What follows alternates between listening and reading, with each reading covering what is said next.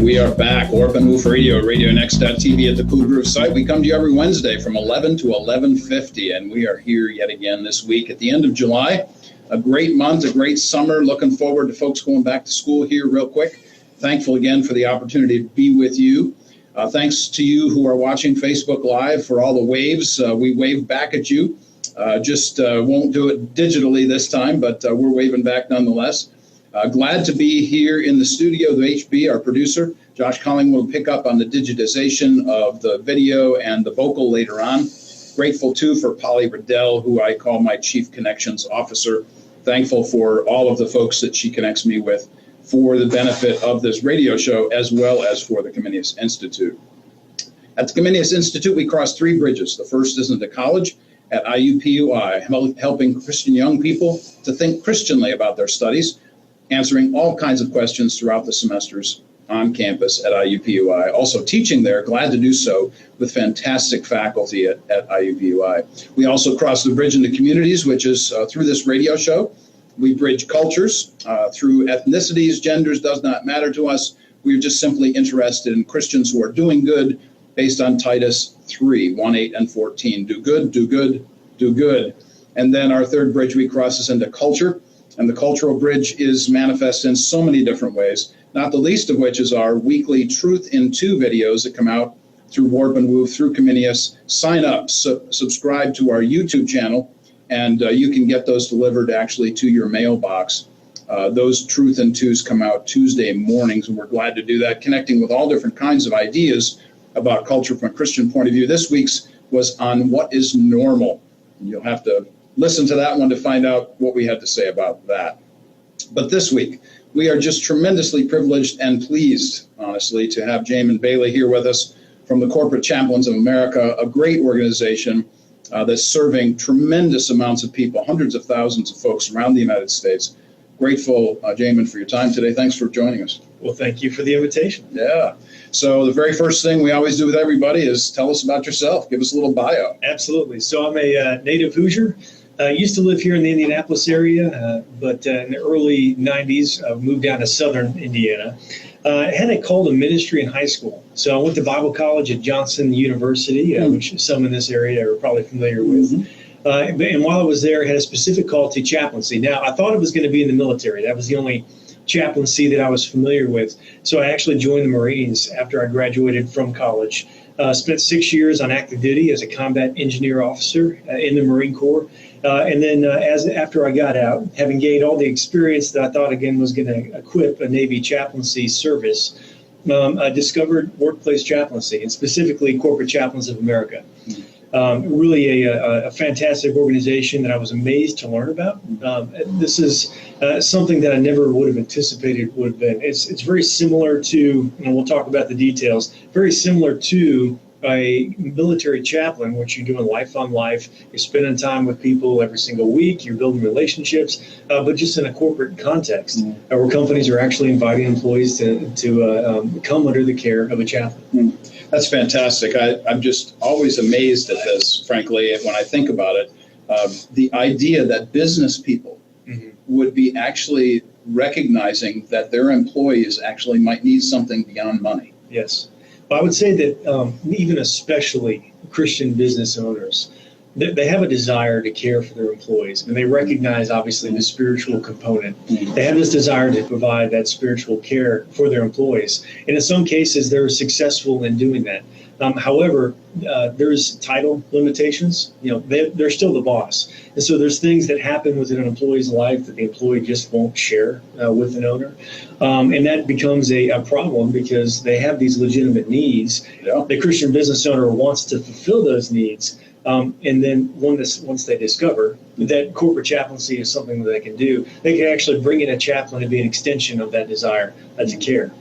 That's fantastic. We had on the show last month or maybe 2 months ago, Liesl Mertes, who does really great work with empathy. Yes, you know the name? I do. You know yes, Liesl? Absolutely. Great. We've met a couple occasions. That's great. She does great work. Some of the stuff that she's dealing with, I'm sure are some of the things that you all deal with as well. Tell us a story or two, just to kind of start us off in this regard as it relates to what are some of the interactions that you've had to have helping employees work through difficult situations in Sure. life. Yeah, so my time with Corporate Chaplains, a little more background here. I spent 4 years as a chaplain in North Carolina, and we're a full-time chaplaincy agency. So every single day I got up and went to one of my companies and made rounds, built relationships with the employees. One of those companies, a small insurance company in North Carolina, I built a relationship over the course of about 6 months with a lady named Mary Beth. She's given permission for me to share this story in the organization in general. And Mary Beth, who I love dearly, over time, she started to share some concerns about her husband's health. And she's gotten very frustrated. She said, my husband's not going to the hospital. Something's wrong. And so we began to pray for him. But one day, his health got so bad that they had to go to the emergency room. And she called me, and I went immediately. She just kind of was just in tears as she shared that the doctors, even at the emergency room, were very concerned about his liver. It turned into a cancer diagnosis. And so for about the next 4 months, he was in and out of the hospital. His name was Keith. And in that time, I was in the hospital quite often with them. This is part of what we do, making hospital visits as chaplains, caring both for him and for Mary Beth, of course, and for his children and their extended family. There's so many aspects to this story. But in that time, not only was I able to minister to the other employees at the company, but Keith actually gave his heart to the Lord one day as he was on hospice care. Unfortunately, this was a very severe diagnosis. As he was on hospice care, I was able to share the gospel with him, and all glory to God, because that's just the power of the gospel. He heard it as if for the first time in his life, despite having been in church for much of his life, except that the gospel said, you need to go to Mary Beth right now, because she was at work, and share exactly what you just shared with me. And so I did that. And Mary Beth heard, and we prayed as well. So that's just one example. His sister ended up coming to Christ. A couple of other people in his family made decisions for Christ at his funeral that I was privileged and honored to preach just a couple of months after that. But that's just one example among many. And I'll share some more stories as the day goes on, just to illustrate the power of a chaplain, not to replace the local church. I do want to make that point. They didn't really have a pastor in their life. And statistically, about 70% of Americans don't have a pastor. They don't have a church home family. Whenever I'd go to the hospital, just to further reinforce this, and a pastor was there, that was always the best case scenario, because that pastor, I would then kind of come into a supportive role. And sometimes the pastor really appreciated that. But I would, of course, allow that pastor to do his job, which was to care for the employees. For the employee and their family, but many times that's just not the case. Let's transition because I know you have tons of stories to tell, but let's transition to some of the specifics about your work in detail. So where do you serve, and what's your general responsibility? Yeah, so I'm now a regional director for Corporate Chaplains of America, and that means I just oversee a team of chaplains. Again, full-time chaplains serving companies, mostly here in Indiana and Kentucky and Ohio. But I also go as far as Denver, Colorado, which is a new state for us. And what that job entails is just making sure that my chaplains, who are a wonderful team of chaplains, wonderful people, have what they need to serve. And I also coordinate responses. We do quite often, because we cover 43 states, a little over 500 companies have Corporate Chaplains of America serving their people. Oftentimes there's a need in another state, because not every family member typically lives in a state. And so even within my region, and then with regions across America, we will mobilize a chaplain to go care for the family member of an employee in a different place. That just happened. It does, and I'll illustrate with a story. Recently, we had a chaplain in Alabama go in and talk to one of his employees that he knew well, and she was just very upset. And she shared with him that her uncle in Louisville, Kentucky, was in hospice care within the hospital, some more palliative care type setting. And that this uncle was alone. There was no family in Louisville. She wasn't able to go up, and that she was very concerned about his eternal condition. She knew that he wasn't a believer. So our chaplain was able to, in Louisville, because we got this call from Alabama, a chaplain in Louisville was able to go to the hospital, find this gentleman in palliative care. He was still conscious. He'd been told that he was dying. Of course, he's in palliative care, so he knows that. And he was, as the chaplain walked in, he could just see the terror in this man's face. as he's here alone in the room about to die. But Todd, our chaplain down there, just sat with him for a while, helped just to kind of bring some peace to him, to ask him a few questions. And as the man just spoke, Todd asked if he could share the gospel with him, if he could share about Jesus, because he said, we know what's about to happen. Are you ready? And the man said, no, I'm not. So Todd shared the gospel with him, and in tears, this man accepted Christ right there.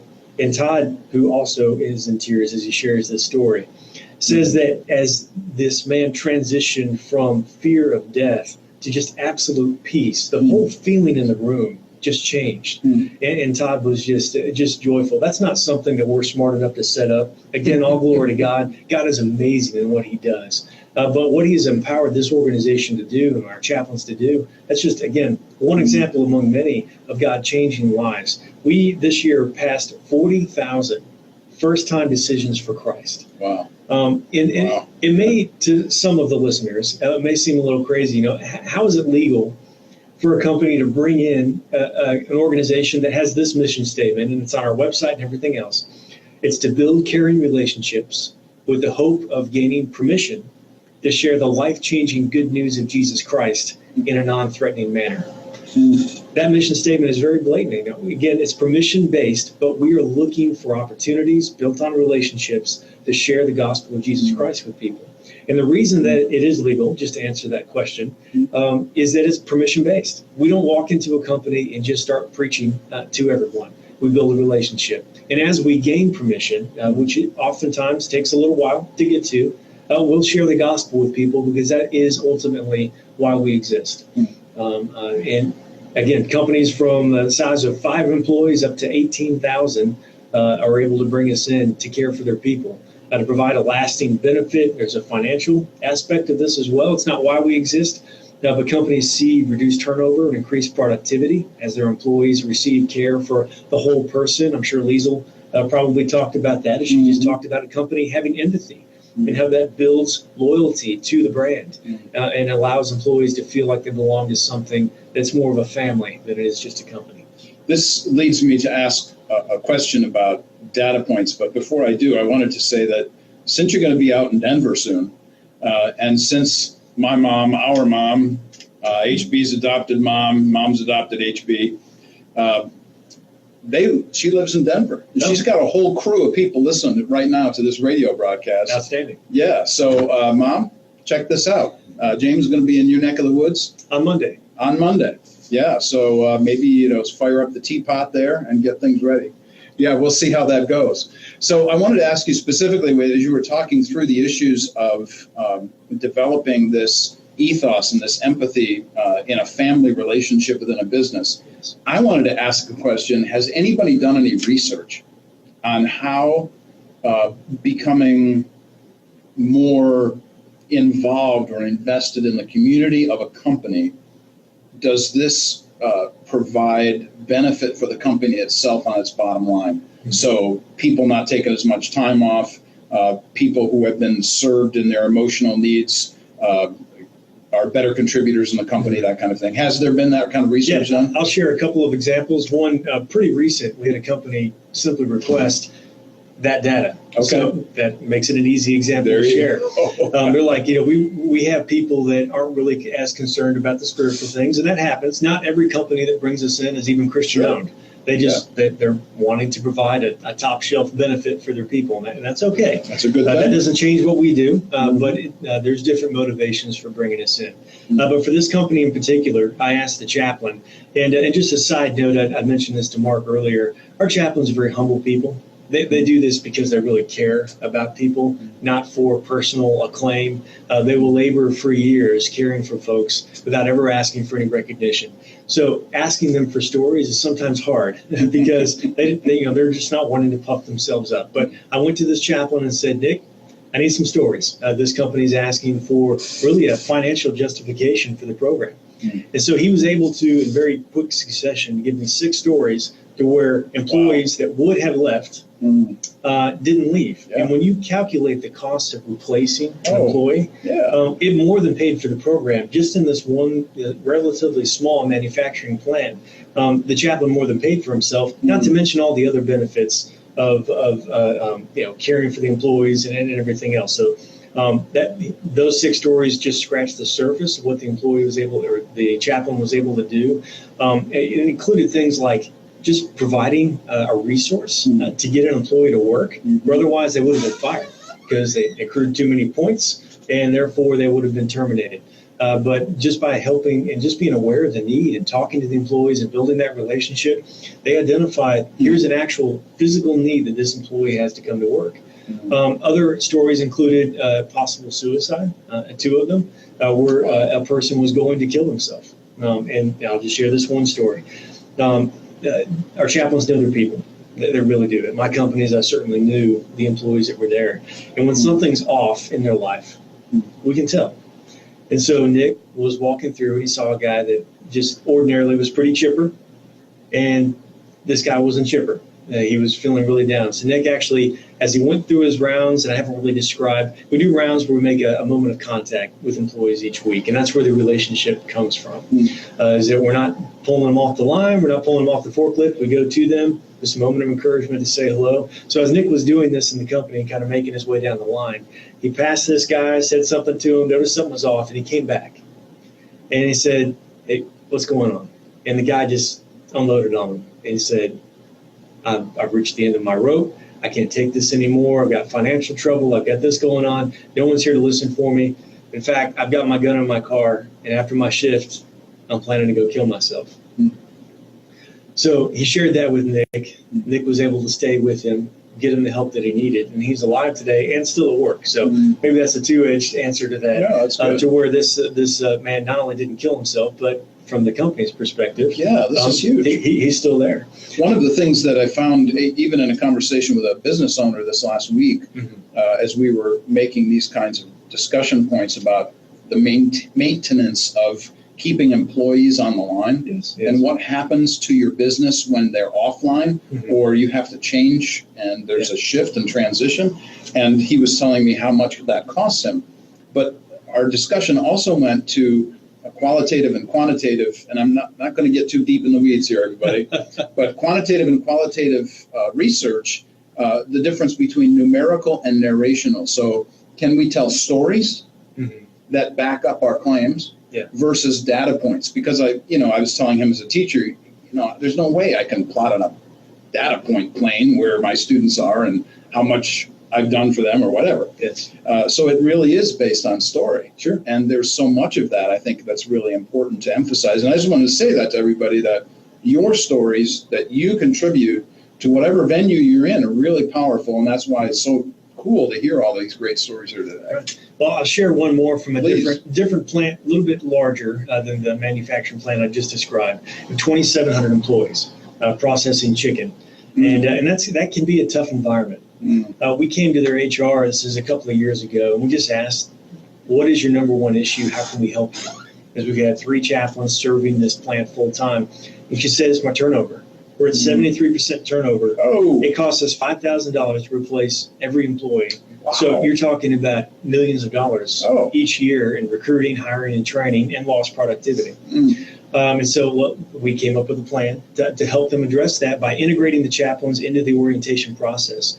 And they have actually had a retention team trying to hold on to employees. But we just added the chaplain, not to the team directly, but the team began to bring the chaplain in to help new employees deal with family issues, things that ordinarily before would have caused them to drop off the workforce, where they just wouldn't come because they're dealing with stuff at home. The chaplain would talk to them, and we didn't become, an extension of the boss. We're not part of the chain of command. We're not part of operations. But by the chaplain just being a caring presence and bringing that touch, it made the employee feel like they mattered. And over the course of just 6 months, we reduced their turnover by 50%. So far more than the cost of bringing in a chaplain. And there's a cost associated with it. We were able to save this company a lot of money because they identified a problem. We identified a way to help them with a solution. And to this day, those chaplains rather, are caring for employees and are just a part of the culture of this company in just such a powerful way. And this goes back to what we were just talking about the necessity of seeing narration and numerical data coming together. Yes. And it goes both ways. You can show it either way, but you really need both of them. And in this particular case, I'm assuming that somebody in your corporate headquarters, wherever that is documenting all this and has all these kinds of charts and graphs. Absolutely. Yeah. Absolutely. And again, it's something that organizationally, you have an organization of chaplains. So, we're not looking necessarily to puff ourselves up, but especially when we're trying to tell our story, we have to share these stories. And so we try to collect them, and we have a place to put them together. So we have a field development component that goes and just shares our stories with company owners. Nice. And they're able to pull on a lot of these stories. And we have thousands. We serve 110,000, 115,000 employees nationwide. But we also care for their families. And so a lot of the ministry that we do isn't just with the employee.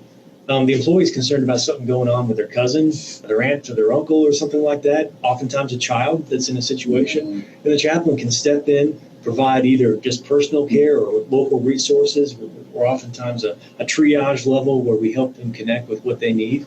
And it just changes the life, not only of the person that's actually in distress, but for the employee themselves. And this goes beyond simply the company and the employees you suggest, but on into the family itself. Oh, absolutely. And sometimes just somebody that they care for, because not every family member is biological. So if they have somebody that they're very close to that needs care, we're always looking for opportunities to serve. Yeah. Vocation literally is ministry, no matter what you do, where you are, what it is that you're given to be gifted for. All of these things are ministry, and whatever that the case is. I hope that you've all noticed, by the way, as you hear James talk about what he does, that he's kind of excited about it. We're going to be coming back in our second segment and talk more about what he does and what Corporate Chaplains of America does. You're listening to Warp and Woof Radio, RadioNext.tv at the Cool Groove site. I'm going to take a one-song break. We'll be right back. Facebook Live, we are still with you. Thanks for hanging in there with us. I always tell that out loud to our guests so that you remember that we're still on, just in case. So, fantastic. Oh, my word. Have you guys written books yet? Have there been books published about the things you're doing? That's a great thing. At one time, there were some books, but they're probably outdated now. So I need to take that under advisement. I'm telling you right now, man, these stories need to be books. It's not simply an issue of promotion or a term that I kind of loathe, which is marketing, but it's just telling people what's happening in the good things that are happening. This truly is Titus 3, 1, 8, and 14. I tell people that when I'm teaching philosophy, you've read Aquinas and you know a little bit about what he said about truth, goodness. It's been a while. It's been a while, yeah. He talked about the triad of truth, goodness, and beauty. And I tell people we need to flip that around. We need to do good and then show beauty, and then maybe somebody will want to hear our truth. And that's exactly what you do. You're doing good by simply encouraging people. Yes. The beauty of the gospel is extended in obvious different ways, but nonetheless still there. And then that's when the truth is available. The permission may be given. Absolutely. I love it. It's really cool. Yeah, that's I'm so jazzed about this that I will be happy to do a book blurb. When the book comes out, just contact me, man. I'm all about this. I love stories. I think stories are the best way to communicate to anybody, anytime, anywhere. Absolutely. And this is just the kind of stuff we need to hear. It's wonderful to see just the inspiration given to one man. In our case, our founder, Mark Kress, in the mid-90s, he was a business owner that discovered that he was spending a lot of time caring for his employees. People bring their issues to work. They have crises at home and just crises in general. And he had heard about chaplaincy in different forms, but he had this idea of full-time chaplains, that this was their occupation, this was the fulfillment of their calling, to care for people, again, on a full-time basis. They get up every single day. So he sold his company, went through Southeastern Seminary in Wake Forest, North Carolina, and became chaplain number 1 for Corporate Chaplains of America in 1996. And so for the last 23 years, we've grown, at first kind of a steady pace, and then in the last few years, especially a very rapid pace. We added about 30 chaplains just last year. And I think that as God blesses us with growth, the more people are going to hear that this is a benefit that is, again, legal. That's usually the first question, because people have this idea that you have to divorce your faith from the workplace. And I'm so grateful for organizations like Truth at Work here in Indianapolis, and C12 and Convene and others across the country that are helping Christian business owners discover, in some cases, that's not the case. In fact, you should be, as a Christian, integrating your faith into your work. Yeah. And there's multiple ways to do that, and chaplaincy is certainly one of those. I did a fall series at my church. My pastors asked me to teach every fall for about 13 weeks, adults. And I did a series entitled Vocation is Ministry. And did a whole, 13 weeks of, and I've still got the PowerPoints, the handouts. If you ever want to put a curriculum together, that'd be kind of cool to think about what that looks like too. But those kinds of things, the very thing that you're talking about, that this is where people live. I mean, we basically have three places that we inhabit. We inhabit our homes, we inhabit our work, and then most people have what we refer to as a third place, some place where they congregate. For some, it might be a bar. For some, it might be, a sports team, whatever. I try to leave church out of that because I think that needs to be, as we've well suggested already, all the way through whatever it is that we do. But those kinds of things where we understand that one of the major things that people do is work. I mean, this is what I try and communicate. Your job, you have a job while you're at college. Your job is to be a student. Yeah, that's your job. Sure. I'm here to come alongside you in your job to answer your questions, academic or cultural or otherwise. Prof said this in class, whatever. But yeah, man, I want you to get good grades. Yeah, I want you to do a good job in that paper. Yeah, I want you to get started ahead of time on that because you're a testimony. Your work is a testimony, even in college. So those kinds of things, the emphasis on work is huge. And absolutely. Something, of course, it's the great commandment. We have the Great Commission, but the Great Commandment in Genesis 1 is to rule and subdue. And we were given the garden in 2:15 of Genesis to preserve and produce from. Yes. All of those great things coming out of pre-fall. It's great stuff. We come in after this commercial.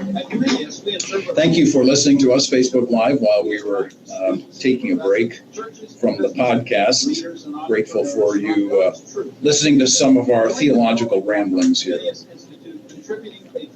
Christian interpretation begins with God's Word, so we can interpret God's Word. The Comenius Institute, where Christian wisdom and daily life meet. And we are back, Warp and Woof Radio, RadioNext.tv at the Cool Groove site, in our second segment with Jamin Bailey from Corporate Chaplains of America. Glad that he's with us here today. In our first segment, we were exploring not only a little bit of his bio, his background, and so on, where he's come from and where he serves, but he was telling us about all kinds of great stories about the way that Corporate Chaplains of America actually serve employees. And so I'm thinking now, to just add to the story base that we've been giving folks, what are some of the major concerns that you have seen personally, perhaps, or that your chaplains tell you about, that they encounter on a regular basis with people in the workplace? Maybe like number one, number two, number three, or maybe there's not 1, 2, and 3, but some of the major concerns that people bring with them to the workplace. Yeah, absolutely. And we actually track that by company. And it's interesting to see that vary from company to company, to where not every particular community or demographic sort of faces the same challenges. So our chaplains have to be kind of on their toes, especially transitioning between companies. Because at one company, if it's, it's got a little bit of a poorer demographic, they're going to be dealing a lot more with broken down cars and financial needs and even homelessness. We encounter that on a regular basis in those environments. If you're more in a white collar, sort of like insurance company, I had a couple of those myself. It's more wayward children. In some cases, currently in this culture, drug epidemic, a lot of that going on. Marriages, challenges with pornography, just people. Amazing how much somebody will share with you, to your point about when they know that you care about them. and you show up week after week, it's amazing the level of a relationship that develops. It almost seems counterintuitive in just 30 seconds to 2 minutes every week. But it really does add up. Now, sometimes there's a 20-minute, what we call a care session that will come, or even longer. The way that we serve is we make ourselves available 24/7. So if there's a need that an employee has where they're working and they don't have time to fully share, we'll actually meet with them after work. In some cases, if the need be, we'll meet with them on the weekends. We'll meet with them at 2 o'clock in the morning if that's what works for them, especially with some of our second, third shift workers, that's required. We'll do whatever we can to not only build a relationship, to be a listening ear, because we're not coming in just to preach. We really do want to listen to what's going on, but then to, as practically as possible, either find a resource internally or find a resource in the community who'll actually meet their physical needs as needed.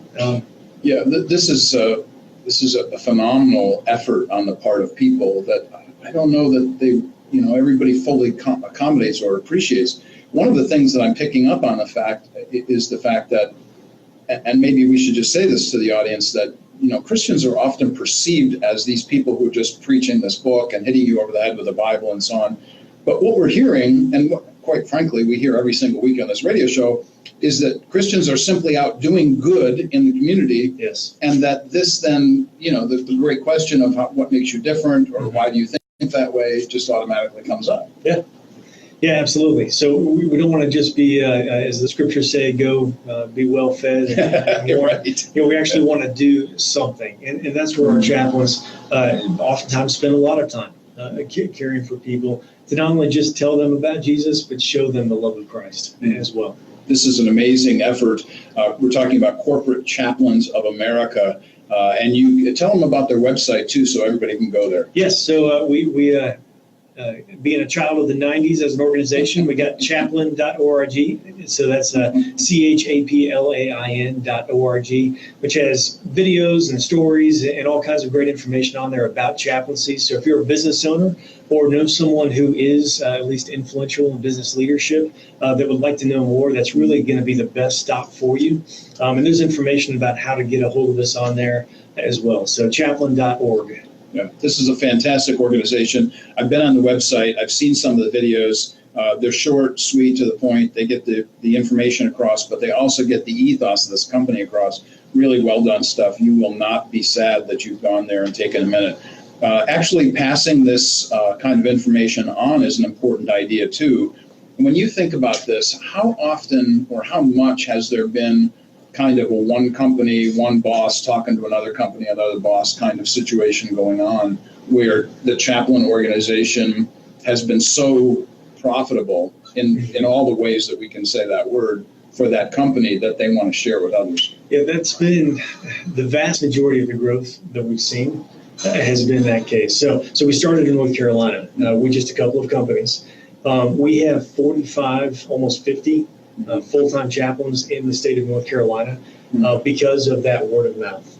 That's really been, this is such an outside the box kind of a benefit for most folks, where they almost have to hear from someone else a testimonial. Yes. Now we're trying to do a better job, again, to the point of stories and just sharing this to be able to find other ways to grow as well. But that still is the primary means of growth, is one company owner telling another company owner, hey, I've been doing this for years. This is something that has meant so much to our company. It has made these cultural improvements, made all of these things. You got to talk to these guys and see what they can do for you. It is interesting. We do recognize, and we don't want to short shrift or sideline this important idea that businesses are in business to make money, that they have to care about the bottom line. And part of the bottom line that people don't really think about much is how much a human being contributes to a company. Yes. So we often think about just selling a product or widget at the end of the day, but we really don't think about how much it's going to cost to replace somebody if indeed they leave your workplace. That's right. Yeah, in our chaplains, everything we do as far as hearing things from employees is confidential. We do make 3 exceptions, and that's if they're going to hurt themselves. So I shared the story about the suicide that was prevented. And that happens on too often, unfortunately. Well, it's fortunate the chaplain intervenes, but there's and like myself, a lot of veterans that are dealing with PTSD and all these kind of things, where they're not able to find the resources. But again, the three exceptions is confidentiality. If they're going to hurt themselves, if they're going to hurt someone else, or if it involves a child in an abusive situation, we'll, of course, by law, are required to take some steps to make sure that everyone comes out safely. But aside from that, everything that an employee shares with a chaplain is confidential. That being said, once the personal information is stripped out, our chaplains become a great resource for morale. In sharing that with company leadership, so that just going back to that one chicken plant as an example, one of the things that helped contribute to the reduction in turnover was that they identified that some of the shift leaders were practicing some, let's just say, motivational techniques with the employees that just weren't helpful. They were driving people away because they were being cruel and unusual in their discipline and everything else. And so the chaplains didn't call out individuals. Again, confidentiality applies. But they were able to highlight that some leadership training probably would be helpful to employee morale. That happened, and the culture changed. Over the course of, I was able to introduce 3 chaplains to this company. 3, by the time really year 1 had passed, huge strides had been made. But by year 2, it was almost unrecognizable, the culture of that company. It's amazing. Yeah. And this brings us to the topic of leadership and the importance and imperative of leadership. So we're talking about leadership that really is not just a top-down. We often think of leadership that way, but we need to recognize that it's a grassroots effort, that this is exactly what the chaplains are doing. You've talked about this, the chicken plant, for lack of a better way of saying that. Sure. That's an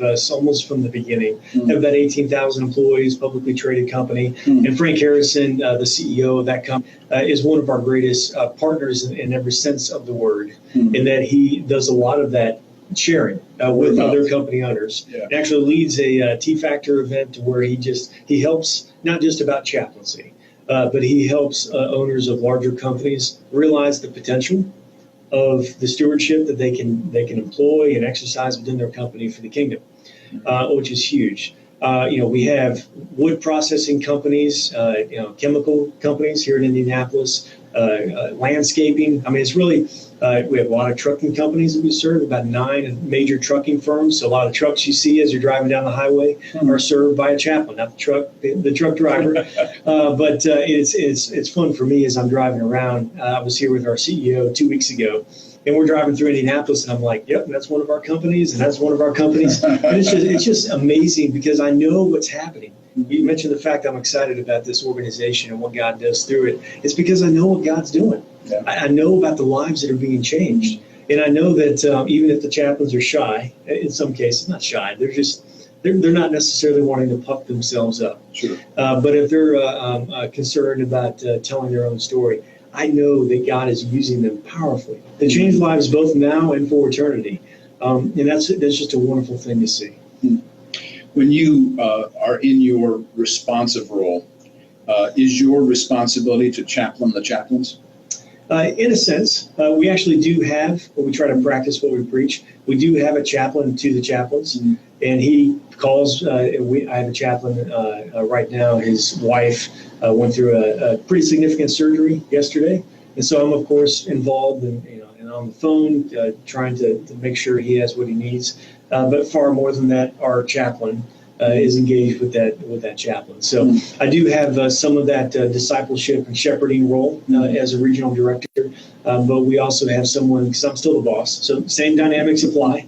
But we need to make sure that our chaplains feel safe sharing what's going on, and so we have a designated chaplain for them to do that with. One of the things we were talking about during the break had to do with the promotion of what you do and the telling stories and books and so on. Have there been any journalistic portrayals of your company, NPR or New York Times or anybody like that? Yeah, not in a while. I have not, certainly not in my 5 years. I've seen some newspaper articles. I was involved in one in a small newspaper in New Bern, North Carolina, which was great. Not a lot of circulation there. Back maybe 10 years ago, Fox News did a special. There's been a couple of pieces, but not a whole lot. I just, all of those of you who subscribe to Indianapolis Star, get the word out over there to the Star and tell them they really need to do a promo piece on what's going on here. Because if you really, I'm thinking about this now as a statewide issue. Mm-hmm. If you're governor of a state or really care about bringing corporations and businesses into the state, which is always a constant, in any state, you want to make sure that the bottom line of a state looks good just as much as you do in a business.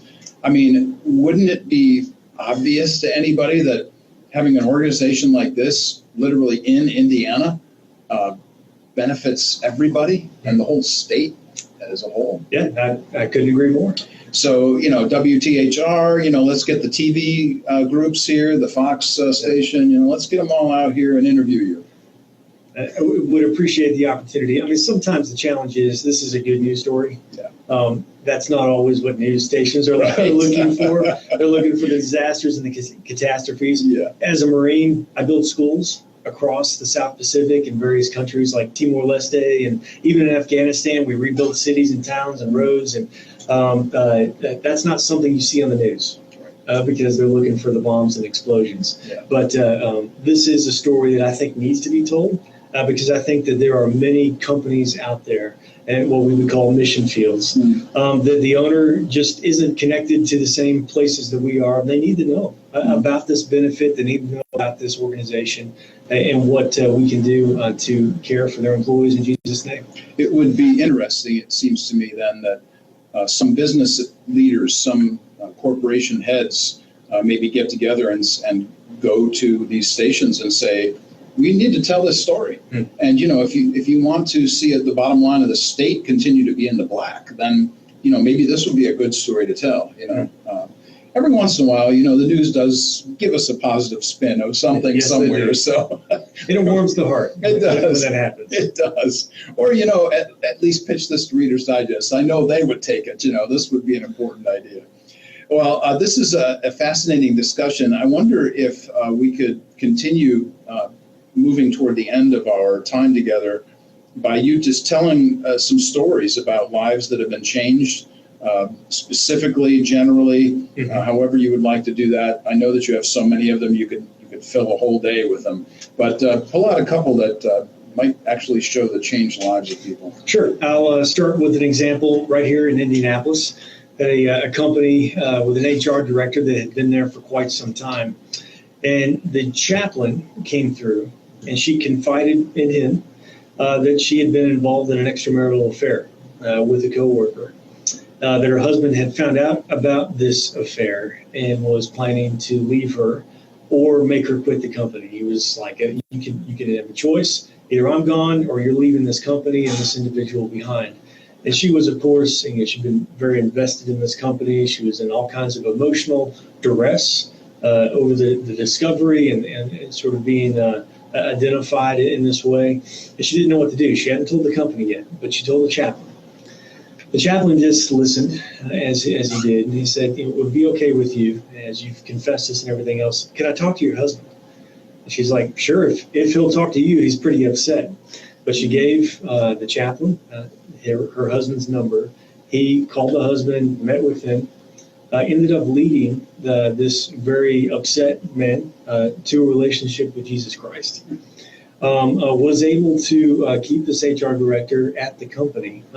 She shifted positions. It was a larger company, so she could go to a place where she was no longer with the man that she'd been involved with.